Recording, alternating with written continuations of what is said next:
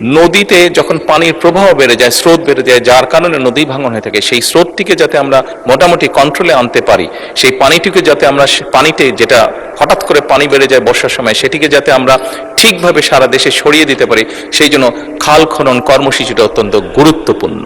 সেই জন্য মাননীয় সংসদ সদস্য, মাননীয় স্পিকার, আমরা নদী শাসনের ব্যাপারে যেরকম আমরা উদ্যোগ গ্রহণ করছি সরকারের পক্ষ থেকে, একইভাবে সামগ্রিকভাবে এই সমস্যাটিকে কম খরচে, যেহেতু বাংলাদেশের জন্য ব্যয়বহুল বিষয় নদী শাসনটিকে কম খরচের জন্য সবচেয়ে বেশি আমাদের জন্য সহজ হচ্ছে খাল খনন, সেটির উপর আমরা গুরুত্ব আরোপ করছি। শিক্ষকদের শিক্ষার মান এবং দক্ষতা বৃদ্ধির লক্ষ্যে বিশেষ প্রশিক্ষণ কর্মসূচির আওতায় আনার উপর গুরুত্ব প্রদান করা হয়েছে।